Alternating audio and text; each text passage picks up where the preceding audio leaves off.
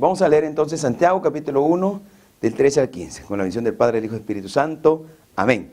Cuando alguno es tentado, no diga que es tentado de parte de Dios, porque Dios no puede ser tentado por el mal, ni Él tienta a nadie, sino que cada uno es tentado cuando de su propia concupiscencia es atraído y seducido. Entonces la concupiscencia, después que ha concebido, da a luz el pecado, y el pecado, siendo consumado, da a luz la muerte. Oremos. Padre que estás en los cielos, te damos gracias, Señor, por tu bendita palabra. Te pedimos en esta noche que añadas bendición a tu palabra. Háblanos, Señor, enséñanos. Queremos aprender de ella, queremos estudiar, Padre, queremos ser edificados. En el nombre de Jesús.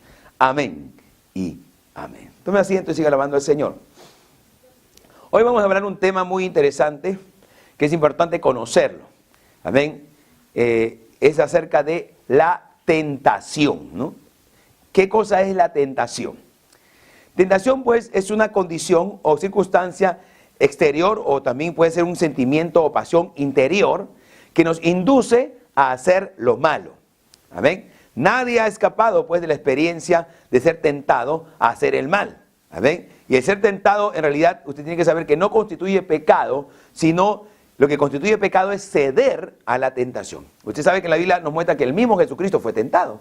Pero, pues digo, ser tentado no constituye pecado. El pecado es ceder a la tentación. Eso también hay que tener muy claro, porque a veces hay muchos cristianos que están queriendo seguir a Dios y el enemigo los tienta con cosas, le mete pensamientos y cosas y le dice, ya tú estás mal, ya tú has pecado. Pero si el cristiano no cede al pecado, si el cristiano te resiste al pecado, si el cristiano no se deja seducir por esa tentación, entonces no constituye pecado. ¿Amén? Y es importante tener claro eso porque, como les digo, el enemigo es astuto, porque la Biblia lo llama, incluso vamos a ver, al enemigo, al diablo, el tentador.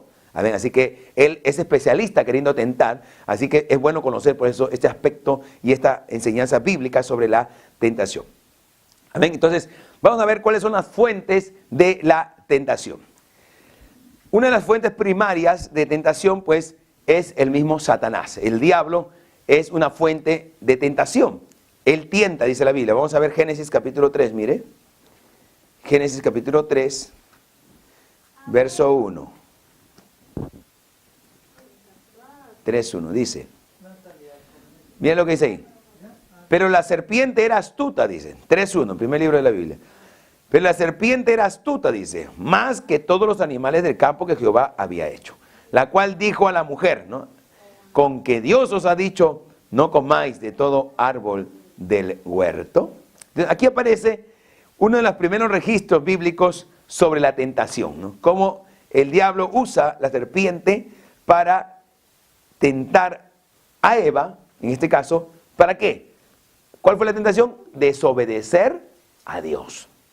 La tentación fue hacer que Eva desobedezca a Dios, hacer que Eva, pues, aleluya, no se someta a las instrucciones que Dios le había dado, sino que busque hacer algo que iba en contra de lo que Dios le había establecido. Amén. Mire, vamos a Apocalipsis 12:9. Vamos al último libro ahora. Estamos en el primero, ahora vamos al último. Apocalipsis 12:9. Acá habla también de que el diablo es ese tentador. Apocalipsis 12:9. Mira lo que dice. Y fue lanzado fuera el gran dragón. Escucha. La serpiente antigua, ahí está hablando de la serpiente antigua, que se llama Diablo y Satanás, el cual dice, engaña al mundo entero. Fue arrojado a la tierra y sus ángeles fueron arrojados con él. ¿Ven? Entonces, el diablo es el dragón, la serpiente antigua, ¿no? Esa que engañó a la mujer, que tentó a la mujer. En esta parte de Apocalipsis aparece, pues, desenmascarado, digamos así, ¿no? La Biblia le da todos esos adjetivos, esos nombres que tiene el enemigo, ¿no? El diablo, gran dragón, serpiente antigua, que se llama Diablo y Satanás, dice, el cual engaña al mundo entero. Eso dice la Biblia. El diablo engaña al mundo entero. El diablo está continuamente tentando al hombre, tentando a la mujer, engañándolo para que el hombre continuamente viva su vida desobedeciendo a Dios. Porque eso es lo que busca con la tentación, como decíamos en el concepto, busca, ¿qué cosa? Inducirnos a hacer lo malo, inducirnos a desobedecer a Dios, inducirnos a el pecado, ¿no? Porque el pecado, usted sabe que todo pecado es desobediencia a Dios. El pecado, el concepto de pecado es ese, ¿no? Pecado, ¿qué es pecado? Es desobedecer a Dios. Y cuando uno desobedece la palabra de Dios, está en pecado. Y eso es lo que busca el enemigo al tentarnos a hacer justamente lo malo. Mire, Mateo 4.3, vamos a ver Mateo 4.3. Acá también se le da el nombre a Satanás, que el Señor lo reprenda. Mateo capítulo 4, en el verso 3. Mateo 4. Mira lo que dice. Mira, dice, ahí le da el nombre, acá le da el título. Y vino el tentador. Allá ya le puso el nombre de frente, ¿no? Vino el tentador y le dijo, si eres hijo de Dios, di que estas piedras se conviertan en paz. Amén, aleluya. Y en el verso 1 dice, no, entonces Jesús fue llevado por el Espíritu al desierto para ser tentado. ¿Por quién dice? Por el diablo. El diablo tentó. Y acá en el verso 3 dice, y vino el tentador, ¿no? O sea, entendiendo ahí que el diablo, es otro nombre del diablo es ese, el tentador. Amén. La serpiente antigua que engañó a Adán y Eva, el diablo, el gran dragón que habla Apocalipsis, que engaña al mundo entero, ahí que hemos leído en Apocalipsis, él es el tentador. Él es el que induce al hombre a hacer lo malo. Amén. Y entonces él es una de esas grandes fuentes de tentación, pero hay que entender algo, no es la única, vamos a ver las demás. Claro, porque también es fácil, porque hay muchos hombres y hasta cristianos caen en ese error, ¿no? De todo le quieren echar la culpa al diablo, cuando en realidad a veces no es toda la culpa del diablo. Vamos a ver que hay otras fuentes de tentación también que hacen que el hombre pues pueda ser, como dice, inducido a desobedecer a Dios, a pecar. La otra fuente es, pues sí, la maldad humana, porque existe la maldad humana. ¿Amén?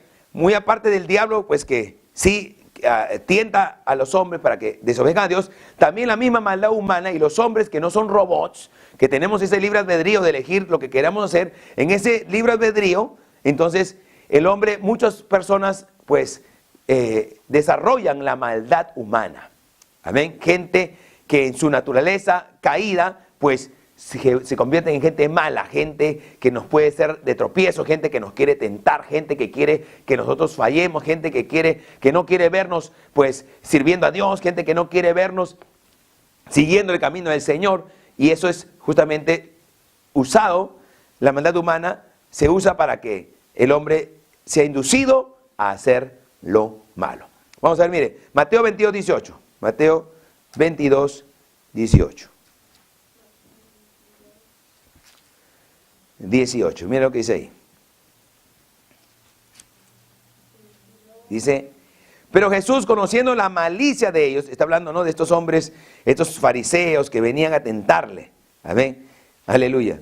Y Jesús dice, conociendo la malicia de ellos, les dijo, mira lo que le dijo Jesús a estos religiosos, ¿por qué me tentáis, hipócritas? Le dice. ¿No? Este es el pasaje donde a Jesús le quieren tentar dándole la moneda, ¿no? Esa de la moneda, y le dicen, es lícito pagar tributos al César, y era una gran trampa, pero Jesús, con la sabiduría que él tiene, porque él era un hombre muy sabio, y esa sabiduría venía de Dios, él le dice, mostradme la moneda. Y le dijo, ¿de quién es la inscripción en esta moneda? Y entonces todos dijeron, de César. Pues dale a César lo que es de César, y a Dios lo que es de Dios, ¿no? Y la gente se quedó sorprendida porque no pudieron agarrarles. Pero el punto ahí es de que Jesús les declara a ellos en su cara y le dice, ¿por qué me tentáis, hipócritas? O sea, Jesús está declarando que eran los hombres, esos religiosos que estaban queriendo tentarle, porque es así. Muchas veces es la maldad humana la que nos tienta. Amén. Un amigo que te vende un amigo, una amiga que te ve que tú ahora estás queriendo seguir a Dios y entonces dice, no, vamos a ponerle una trampa, vamos a llevarle a una fiesta, vamos a llevarlo, le vamos a emborrachar, o le vamos a presentar a alguien para que le enamore y no sé qué. Y la maldad humana se mueve, pues, ¿para qué? Para que tú seas inducido a hacer lo malo.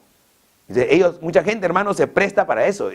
Eso hay muchos testimonios, miles de testimonios de gente que se ha prestado, hermano, y en su maldad humana para que inducir a hacer lo malo a alguien que está buscando vivir rectamente delante de Dios. Amén. Y para eso mucha gente se presta, ¿no? Y la maldad humana trabaja.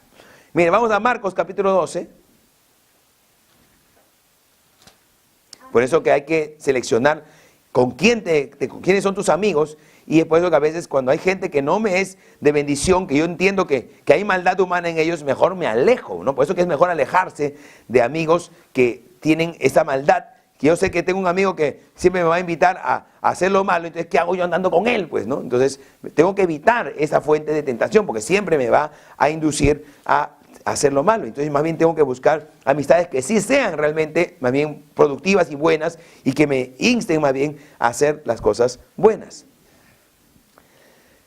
Marcos capítulo 12, verso 15, dice así: mas él, apercibiendo la hipocresía de ellos, les dijo: ¿por qué me tentáis? Traedme la moneda. No es un paralelo en Marcos de lo que habíamos hablado de esta parte donde estos religiosos tientan a Jesús. No es el mismo paralelo del Evangelio en el caso de Marcos. Entonces, ahí aparece en la Biblia la maldad humana, funcionando para querer inducir a alguien que está queriendo vencer a Dios a hacer lo malo. Amén. Aleluya. Vamos a ver, entonces no se olviden, ¿no? La maldad humana es otra de las fuentes de tentación. Bendito el nombre del Señor. Pero vamos a ver la tercera fuente de tentación, que quizás es la que más actúa mayormente en el hombre. Aunque muchas veces se van a combinar estas tres, se van a combinar, pero esta tercera es la que es más sutil, porque vamos a ver que está dentro de nosotros mismos, que se llama la propia concupiscencia. La propia concupiscencia, que es parte de esta naturaleza de carne, esta naturaleza caída que tenemos, esa propia concupiscencia va a ser siempre una fuente de tentación. Tu propia carne, tus propias pasiones, tus propios deseos, tus propios pensamientos, muchas veces van a constituir esta propia concupiscencia que te van a muchas veces querer inducir a hacer lo malo. Por eso que cuando hemos visto anteriormente algunas enseñanzas, hemos visto que por eso que el apóstol dice: ustedes no pueden andar según la carne, porque según la carne moriréis, mas hay que andar en el espíritu. Amén. Porque si solamente nos guiamos por nuestra carne, por nuestros deseos, por nuestras pasiones, pues vamos a morir. La carne va a querer siempre ir detrás de lo malo. Y es por eso que el creyente es alentado y es motivado y es empujado por la palabra de Dios a que entienda que tiene que elegir el camino de andar en el espíritu. Amén. Y no satisfacer los deseos de su carne. Vamos a ver entonces, bueno, el texto clave aquí es Santiago, justamente, que hemos leído al principio. Vamos a verlo nuevamente para analizarlo, ¿ya? Santiago, vimos capítulo 1, en el verso del 13 al 15, ¿no? Vamos a analizar justamente esta parte que explica Santiago, para entender cómo es que funciona y cómo opera la propia concupiscencia. Amén. Es importante poder entender cómo opera la propia concupiscencia. Amén. Entonces, esta fuente de tentación, en realidad, como les decía, es la más generalizada, porque está dentro del individuo. Es una fuente de tentación muy sutil, muy eficaz y muy destructiva también, ¿no? La propia concupiscencia y esta naturaleza terrenal, si no está en control del espíritu, puede ser destructiva para tu vida. Amén. Y por eso que aquí Santiago 1, del 13 al 15, nos va explicando esos 6 pasos, vemos aquí, sutiles y progresivos, como opera la propia concupiscencia para llevarnos e inducirnos a hacer lo malo. ¿Qué dice el verso 13? Dice: cuando alguno es tentado, dice, mira lo que dice el apóstol, cuando uno es tentado, no diga que es tentado de parte de Dios, porque Dios no puede ser tentado por el mal, ni Él tienta a nadie. Sino que dice que, el verso 14, sino que cada uno es tentado, dice, cuando de su propia concupiscencia es atraído y seducido. Entonces, dice aquí que cada uno es tentado cuando de tu propia concupiscencia, dice, eres atraído y eres seducido. Amén. Entonces, está hablando aquí que opera tu propia concupiscencia. Amén. La que te va a motivar a ser tentado. Estamos hablando de la tentación. Amén. Entonces, dice ahí, ¿no? Sino que cada uno es tentado, dice, cuando de su propia concupiscencia, o sea, no es el diablo, no es la maldad humana, es algo que está dentro de ti. Es parte de esta naturaleza caída, es parte de lo que tú sientes, de lo que tú piensas y de lo que está dominando en tu vida. Entonces dice, verso 14, sino que cada uno es tentado cuando de su propia concupiscencia. Entonces así empieza, es tu propia concupiscencia la que va a buscar inducirte a hacer lo malo. Amén. Entonces, dice, es tentado, ahí opera la propia concupiscencia. Dice, pero ¿qué pasa con la propia concupiscencia? Dice, cuando de su propia concupiscencia es atraído. O sea, lo que va a buscar esa parte humana, esta parte terrena, esta parte física que tenemos, va a buscar ser atraída, ¿no? Tu parte humana es atraída por el pecado. ¿Cómo? Con pensamientos e imaginaciones impuras. A ver, tu parte humana, pues, empieza a decirte algo, es atraído. Y entonces empiezan a venir pensamientos, imaginaciones y cosas que muchas veces pueden ser, no son correctas, que son impuras, que son malas. Amén. Y tú empiezas entonces a ser atraído, entonces empieza a darte vueltas eso en tu cabeza. Aleluya. Luego dice, es atraído y dice luego ¿qué? Y seducido. Porque una cosa es ser atraído y otra cosa es ser seducido. Amén. Atraído significa que empiezas a pensarlo, empiezas a decirle, bueno, será, no será, y como que empiezas a darle vuelta. Pero ya seducido implica que tu voluntad es debilitada hacia lo malo. Ya cuando te seduce es como que ya estás buscando hasta cierto punto querer ejecutarlo. Ya estás buscando querer, no, como quien dice, te estás rindiendo hacia esa tentación. Entonces, primero te atrae. Y que en realidad, mire, si uno quiere vencer la tentación, en el nivel de atracción nomás es donde uno tiene que vencerla. ¿Entiendes? O sea, cuando empieza a venirte el pensamiento, cuando empieza a venirte la idea, entonces el creyente que está fundado en la palabra, lo que va a hacer es reprender al diablo. No, te viene este pensamiento, poder en la sangre de Cristo. El Señor te reprenda, diablo. El Señor te reprenda, Satanás. Amén. Lo reprende. Ya cuando te ves atraído nomás, ahí es donde, hasta ese punto, pues todavía, como dice, tienes un chance.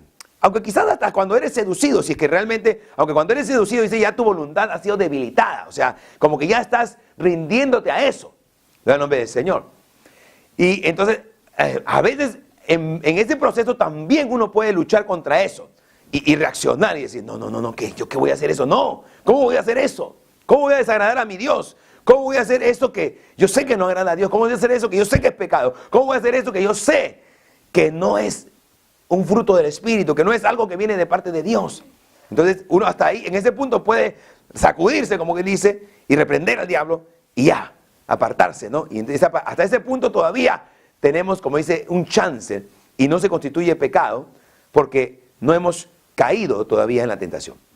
Pero dice ahí, ¿no? De su propia concupiscencia está rendido y seducido. Luego verso 15 dice, entonces la concupiscencia, aleluya, después que ha concebido, amén. Entonces, ¿qué pasa? Cuando uno está ya seducido y como que tu voluntad se rinde hacia el pecado, hacia hacer lo malo, entonces, ¿qué va a pasar? Entonces, esa concupiscencia, ese deseo incontrolado que hay en ti, amén, porque esa es la concupiscencia, un deseo que no lo controlas, un deseo, pues, que tú no tienes el control sobre él. Entonces, ¿qué va a pasar? Si tú eres seducido y tu voluntad es debilitada, esta concupiscencia va a concebir. O sea, ¿qué significa? Ya te rindes, ya estás dispuesto, aleluya, a ejecutarlo, sin pensar las consecuencias. Quieres hacerlo, eso que sabes que no es de Dios. Entonces tu concupiscencia concibe, se rinde, aleluya, y dice, y da a luz el pecado, da a luz. Entonces, ¿qué va a pasar? Ahí nace el pecado, ahí nace la desobediencia a Dios, ahí nace lo malo, aleluya, amén. Ahí, como dice, cediste a la tentación, cediste a hacer lo malo, en el nombre del Señor. Entonces, da a luz el pecado, y luego dice, y el pecado, siendo consumado, da a luz la muerte. Porque ese es el paso final de la tentación, ¿no? Que tú cedas de la tentación, que tú cometas el pecado, y eso ya da a luz muerte. Porque dice la Biblia que la paga del pecado es la muerte. ¿Ven? Entonces, esos son los pasos que nos muestra Santiago, cómo opera la tentación. Amén. Entonces, es por eso, esto pasa, hermano, y esto, como digo, opera en el ámbito de la propia concupiscencia. Hay gente que a veces es así, ¿no? Su concupiscencia lo está llamando a hacer algún pecado y luego le echan la culpa al diablo, ¿no? O hasta pecaron, ¿no? Hicieron lo malo. Un hombre casado, por ejemplo, que comete adulterio y es seducido por eso. Igual va a pasar. Primero es tentado, su concupiscencia, ¿no? Y empieza luego a ser atraído los pensamientos. Sí, pero de repente no va a pasar nada, que nadie se va a enterar, que no sé qué, no sé cuánto. Es seducido, no, ya, está buscando el momento para ver cuándo concede una cita, cuándo, pues, lo logra. Amén. Se rinde ante eso. ya no piensa en las consecuencias, no piensa en nada, se ciega, porque es así, ¿no? Mucha gente cuando se mete en ese pecado se vuelve ciego y no da cuenta las consecuencias destructivas que tiene todo pecado. Y entonces ya, como se rindió, ese pecado va a dar a luz, pues, pero eso va a dar a luz el pecado, se consume el pecado y el pecado consumado trae como consecuencia la muerte. Bendito el nombre del Señor. Oye, ¿cuántas personas, como digo, no? Es así. Y ponte que hiciste el pecado y luego, pues, te das cuenta porque hay mucha gente que sí, no peca y después reacciona y dice, wow, no, y le pide perdón a Dios. Pero hay quienes a veces pecan, reaccionan y le echan la culpa al diablo. Pero el diablo no tiene la culpa de eso, fue tu concupiscencia. Porque como le digo, hay gente que le gusta echarle de todo la culpa al diablo. Pero no, ahí no fue el diablo, ahí fue tu concupiscencia, que tú cediste a tu carne. Claro, de hecho que como decía al principio, a veces se conjuga, se suman las cosas, ¿no? Viene de tu concupiscencia, la maldad humana se suma y se suma Satanás, que quiere destruirte también, ¿entiendes? Muchas veces se suman los tres, eso es cierto.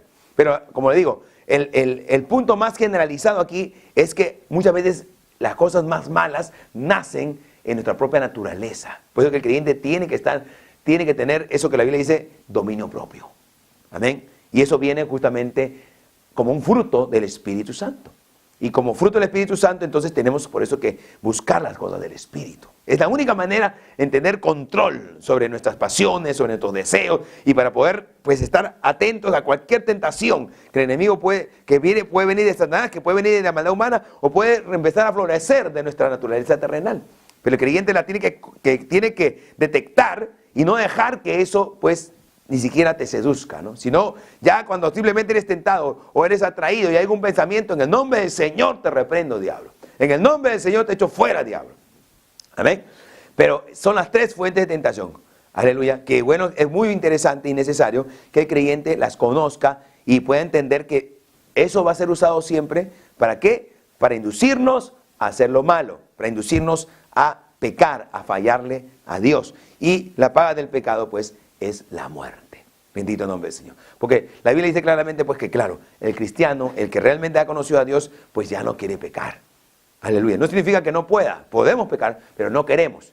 Ahora, no significa que de repente, en un momento, hagamos algo malo, sí, porque somos humanos y podemos fallar. Pero también dice la Biblia que abogado tenemos para con el Padre a Jesucristo. Amén, para ayudarnos. Pero claro, estamos hablando de pecados, como se dice, que no son de muerte, de pecados, pues que, aleluya, que de repente, pues no son lo que sí, porque en la Biblia se clasifican pecados como dice, de mayor peso, ¿no? Como el adulterio, la fornicación, la idolatría, la hechicería, ¿no? Y esos pecados son pecados de más peso y de mayor maldad delante de Dios.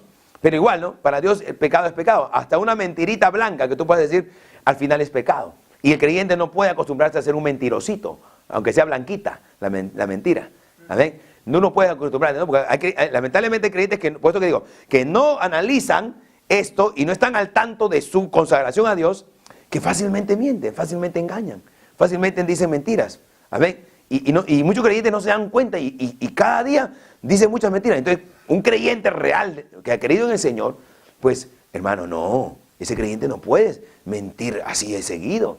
Como digo, ahí de repente una vez te agarró distraído, pero ahí te duele en el corazón. Ay, no, Señor, perdóname. Esto yo no tenía que haber dicho, yo no he sido sincero, no he sido honesto. Amén. Y te duele la mentira y te arrepientes. ¿No? Y qué bueno que un cristiano lo sienta así. Pero qué feo que un creyente miente para acá, miente para allá y está con la conciencia tranquila. Y hasta quiere venir a la iglesia, alabar a Dios, todo. Y Dios, ¿acaso Dios no ha visto tu mentira? ¿Acaso Dios no ha visto tu pecado? Y que Dios estará contento y que ni siquiera tienes un remordimiento. Entonces eso es peligroso, amén, porque eso es muerte. Un creyente no practica el pecado, ¿no? Y como digo, sea más pequeño, sea más grande, hay que tener cuidado, porque para Dios pecado es pecado. Y la Biblia dice que el que es un hijo de Dios no practica el pecado, como digo, no lo practicamos. No significa que no podamos pecar, como digo, porque como humanos puede pasarnos siempre cosas y podemos cometer alguna falta, un pecado. Lo podemos cometer, pero no lo practicamos, ¿no? Por eso que el que peca, el que no quiere pecar, pero por ahí, pues el diablo lo engañó, la maldad humana o su concupiscencia, pues no pudo con ello y pecó. Entonces esa persona, como no practica el pecado, ¿qué va a pasar? Va a sentir remordimiento, se va a sentir mal. El verdadero creyente se siente mal. Y esa es la diferencia, dice la Biblia, y lo entendemos por la palabra de Dios. La diferencia entre un creyente, entre un hijo de Dios y un hijo del diablo es esa. Así es. ¿Cuál es la diferencia entre un hijo de Dios y un hijo del diablo? El hijo del diablo peca y le gusta y quiere más todavía. Pero el hijo de Dios peca y se siente mal y se siente destruido y dice, Señor, perdóname, yo no quise hacerlo, y se arrepiente y ya no quiere seguir pecando. ¿Por qué? Porque no practica el pecado. ¿Entiende? Es así, no lo practica. ¿Amén? Él no lo busca. A veces, bueno, en un descuido puede pasar, pero él no lo busca. Pero es la diferencia, ¿no? Es como lo que Jesús dijo, ¿no? Hablando de es la naturaleza, ¿no? Que tiene el hombre cuando el hombre no ha sido transformado por el Espíritu Santo, por el poder de Dios. ¿Amén? Como dice, agárrate un chanchito, un cerdo, lávalo, perfúmalo y tenlo así cuidadito. Un día te descuidas y ves un lodo afuera y ese se va a ir corriendo, ¡ay! ¡Pum! Se lanza el lodo. Y ¡qué rico está ahí! ¿Por qué? Porque le gusta el lodo. Es su naturaleza. Así es el hijo del diablo versus el hijo de Dios. El hijo de Dios ya no quiere eso. Amén. Ya no quiere ir detrás del pecado. El hijo de Dios quiere agradar a Dios. Amén. No practica el pecado. Amén. Podemos de repente en un momento, nos descuidamos y hicimos algo malo, pero como digo, ahí viene el arrepentimiento. Ahí está un mayor ejemplo de eso. Léase el Salmo 51. Ahí está la oración de arrepentimiento de David. David, hermano, pecó y se cegó porque la adulteró. Mató al esposo de esa mujer y él se me quedó con la mujer y estaba tranquilo, no tenía remordimiento, porque es así, cuando el hombre a veces se descuida espiritualmente, hasta se te va el remordimiento. Pero Dios tuvo que traer al profeta, amén, para que le declarara su pecado. Y ahí recién reaccionó. Y es ahí donde David escribe el Salmo 51 y dice, ten piedad de mí, oh Dios, conforme a tu misericordia, conforme a la multitud de tus bondades, borra mis rebeliones. ¿No? Entonces hace una oración tan bonita que es un modelo para identificar qué es lo que siente un verdadero hijo de Dios cuando le ha fallado a Dios. Porque un verdadero hijo de Dios no quiere fallarle a Dios. Un verdadero hijo de Dios no quiere andar en el pecado, porque somos hijos de Dios. Bendito nombre del Señor. Amén. Pero el diablo usa la tentación, y vimos al principio que el diablo se llama el tentador, por eso, ¿no? Porque él quiere inducirnos a hacer lo malo. Bendito nombre del Señor. Amén. Y si aprendiendo esto y escuchando esto, también tú estás razonando, porque yo creo que ustedes son gente inteligente, pues también te das cuenta, acá, con esto nos damos cuenta, por ejemplo, quién realmente está seguro, si es un hijo de Dios, y quién también se da cuenta, me falta una experiencia con Dios, porque es así. No, yo no voy a entrar al cielo porque yo soy religioso, porque soy de tal iglesia, yo soy de tal doctrina, no. Amén. Yo entro al cielo porque Cristo me salva, me hace una nueva criatura, yo nazco de nuevo y ya tengo una nueva naturaleza. Ya no tengo esa naturaleza pecadora. ¿Entiende? Porque Jesús es Dios el que cambia la naturaleza, el que nos pone un nuevo corazón, el que transforma nuestras vidas. Y eso es lo que usted tiene que buscar si usted se da cuenta que usted no lo ha experimentado. Porque más que ser un religioso, lo que Dios quiere es que usted sea hecho un hijo de Dios, una hija de Dios. Uno que tenga esa naturaleza que Dios da a aquellos a los cuales realmente le reciben como su Salvador y que pueden tener esa experiencia con Dios de ser hechos nuevas criaturas. Y eso, como le digo, no hay una fórmula. Hemos visto ya en la doctrina donde enseñamos sobre la salvación algo de eso. Amén. Es mera misericordia de Dios. Pero entonces, si es mera misericordia de Dios, tú tienes que pedir y clamar a Dios, Señor, ten misericordia de mí. Señor, no quiero morir en mis pecados. Señor, no quiero morir en esta naturaleza. Me doy cuenta que yo sí quiero correr detrás del pecado. Yo sí quiero correr detrás de lo malo, Señor. Si me muero así, Señor, me voy a ir para el infierno, porque así nadie va a entrar al cielo. Yo necesito que me des esa nueva naturaleza. Yo necesito que me hagas tu hijo, Señor. Dios mío, no permitas que muera en mis pecados, que mi vida muera en mis delitos. Esa es la salvación que Dios quiere dar al hombre. Es por eso que el hombre tiene que entender que todos necesitamos al Salvador. Todo hombre y toda mujer necesita al Salvador. Eso no es una opción. Tú no necesitas religión, tú necesitas al Salvador. Que Él te salve de verdad. Porque Él es el único que puede cambiar nuestra naturaleza y hacernos realmente hijos de Dios. Aleluya. Vamos a ver ahorita los conductos de la tentación, porque es importante también eso, ¿no? Vimos las fuentes, cómo es que se origina la tentación, pero también vamos a ver los conductos, cómo te entra la tentación a tu vida. Y la Biblia nos habla de 3 conductos que normalmente son las formas por las cuales la tentación entra a nosotros. Y eso está, vamos a 1 de Juan capítulo 2, mire, 1 de Juan.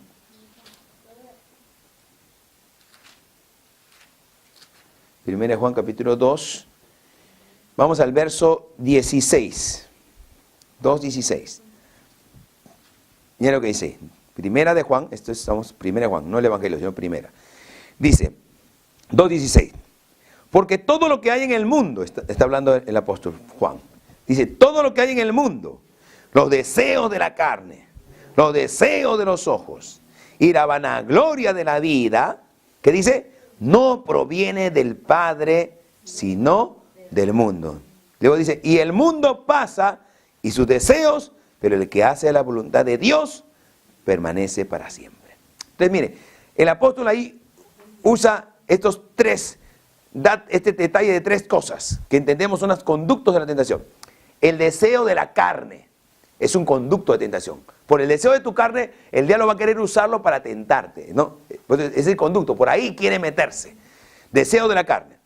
Por eso que el creyente decía, ya lo dije antes, no puede andar según la carne, sino en el espíritu. Deseo de la carne. Pero también ahí dice los deseos de los ojos, que por los ojos, pues el diablo también usa los ojos para tentarte, para seducirte, para jalarte a querer hacer lo malo. Entonces, es otro conducto de tentación, los ojos. Por eso bien dijo Jesús que el ojo es la lámpara del cuerpo. Si tu ojo es bueno, todo tu cuerpo será bueno. Pero si tu ojo es malo, todo tu cuerpo se contaminará y será malo también. Entonces, deseo de las carnes, deseo de los ojos. Y lo tercero que nombra ahí es la vanagloria de la vida. Amén. Las cosas vanas, las vanidades de esta vida.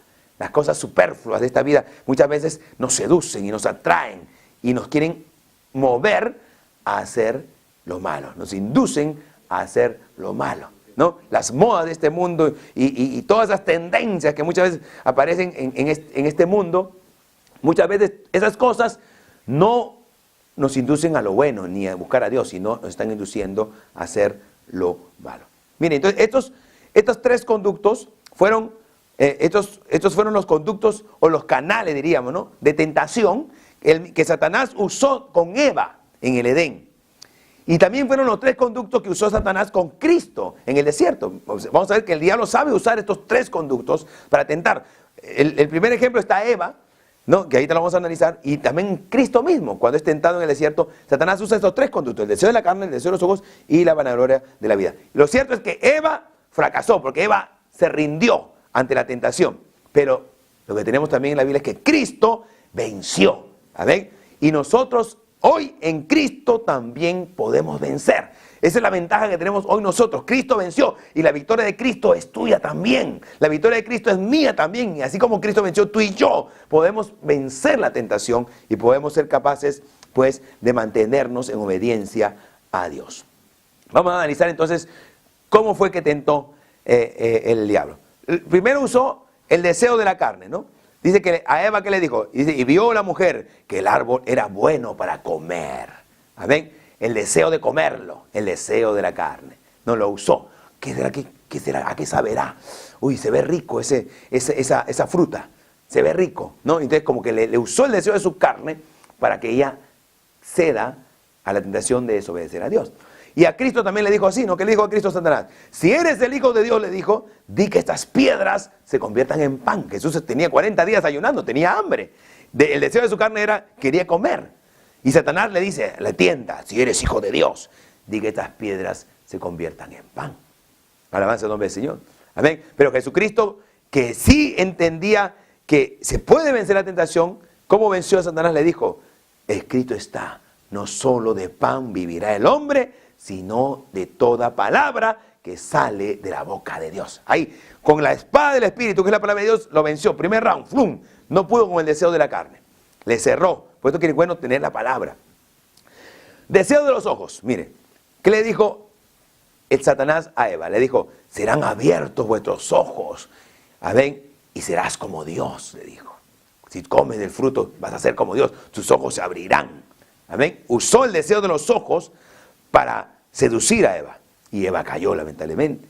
¿Y a Jesús qué le dijo cuando le tentó ahí en el desierto? Le dijo, si eres hijo de Dios, ¿no?, échate abajo, que a sus ángeles mandará acerca de ti, para que tu pie no tropiece en piedra, ¿no? O sea, le dice, no, mira, Jesús, lúcete, que la gente vea que tú eres el Hijo de Dios, tírate.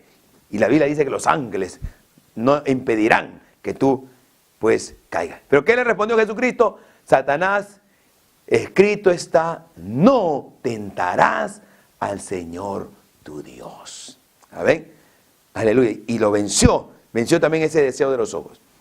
Y la vanagloria de la vida también usó Satanás con ambos. A Eva le dijo La vanagloria de la vida, serás como Dios. No vas a ser esa mujercita, amén, limitada acá. Tú vas a ser como Dios. La vanagloria, el deseo de ser alguien. El deseo de ser, como Dios. Poderoso. El poder, la grandeza. Eso le ofreció también a Eva y Eva cayó. Y a Jesús, ¿qué le dijo? Lo llevó a ese monte alto y le mostró, dice, los gobiernos de este mundo, la riqueza y todo esto. Y le dijo, todo esto te daré si postrado me adorares. ¿Ah? Usó la vanagloria de esta vida, usó las cosas de este mundo para querer atraerlo, para decirle, ¿no? Todo esto te voy a dar, estos reinos, estas riquezas, todo este mundo me pertenece a mí. Yo tengo el control, yo te lo puedo dar, le dijo Satanás. ¿Pero qué le respondió Jesús? Jesús lo venció. ¿Qué le respondió? Aleluya. Porque le dijo, no, todo esto te daré si postrado me adorares. Y Jesús le dijo, vete Satanás, porque escrito está. Aleluya. ¿Qué le dijo? Al Señor tu Dios adorarás y a Él solo servirás. Yo no me puedo postrar delante de ti, le dijo Satanás. Vete, lo reprendió. Amén, porque yo solamente voy a servir a Dios. Y es una gran enseñanza para nosotros todo esto. Porque mira, cuánta gente por la vanagloria en la vida, ¿no? Por ofertas de este mundo, por cosas de este mundo, venden su vida espiritual, como decía la Biblia, ¿no? Venden su primogenitura. En el nombre del Señor. El diablo dice, mira, todo esto te daré, pero sírveme a mí. ¿Ah? Pero, amén, sigue en el pecado. Todo esto te daré. Aleluya. Pero si ya dejas de ir a la iglesia, ¿no? No te lo dice así directo porque no va a ser tonto, ¿no? Pero te ofrece, él te ofrece. No, si no, yo tengo que obtener eso, yo quiero progresar, yo quiero una cosa. Y ofertas, pero que te alejan de Dios. Ofertas que impidan que sigas en la iglesia. Ofertas que te involucran con gente que te induce al pecado, que te induce a lo malo. Amén. Entonces, como Jesús dice, no. Señor, te reprenda, diablo. Yo tengo que servir a Dios. Al Señor tu Dios adorarás y a Él solo servirás. Yo no puedo servir a cosas de este mundo, de esta vida. Yo voy a servir a Dios. Bendito el nombre del Señor. Amén. Entonces, mire, son las tres conductos o los tres canales que usa Satanás, que usa el enemigo, que usa el pecado para querer seducirnos, tentarnos a poder fallarle a Dios. Pero déjame decirte algo más. La Biblia también nos dice que la victoria de Cristo es nuestra victoria. Si Jesús pudo vencer, hermano, al tentador, tú y yo hoy tenemos esa garantía de que nosotros también podemos vencer con la ayuda de Dios. Alabanza al nombre del Señor. A ver, para terminar, hoy solamente quiero terminar con una pregunta que dice, ¿por qué creen ustedes? No, porque quién se pregunta eso. ¿Por qué Dios permite la tentación? Porque uno dice, no, ¿por qué Dios permite que seamos tentados? ¿No? Si Dios tiene tanto poder, mejor que elimine la tentación y vivimos tranquilos. Parece una respuesta sencilla, ¿no?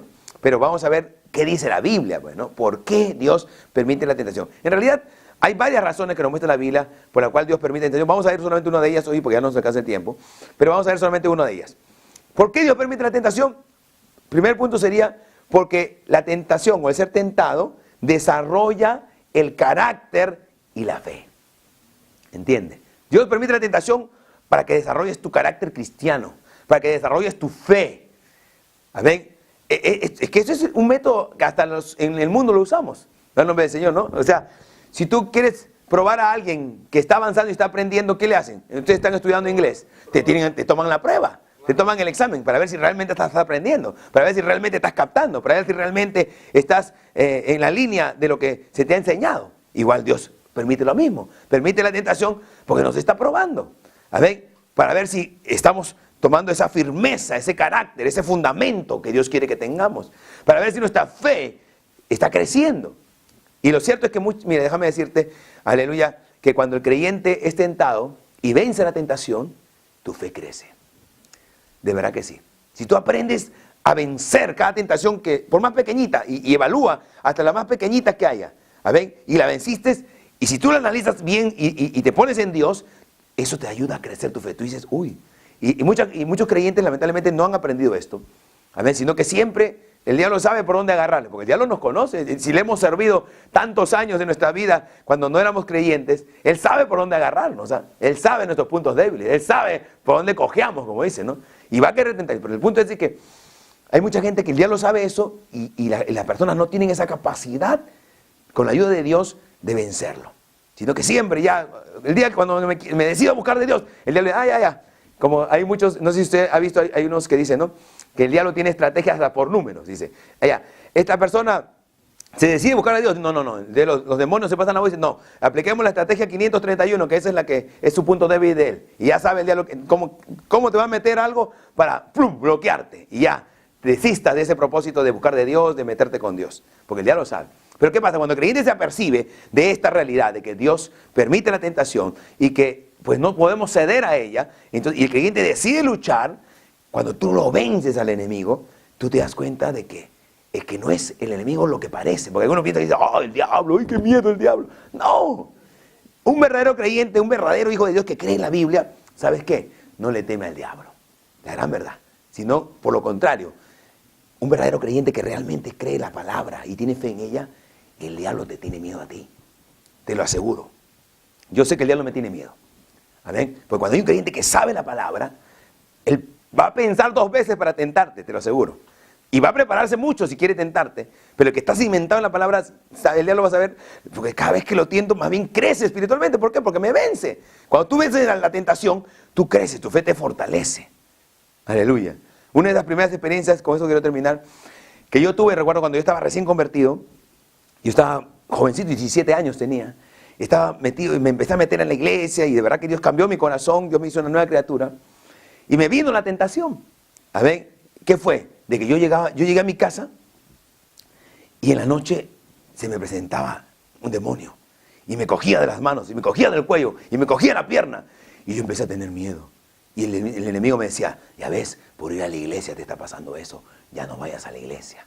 Pero yo peleé contra eso y decía, no, y seguía yendo a la iglesia, pero ya me daba cuenta que estaba cada vez más triste, cada vez más con miedo.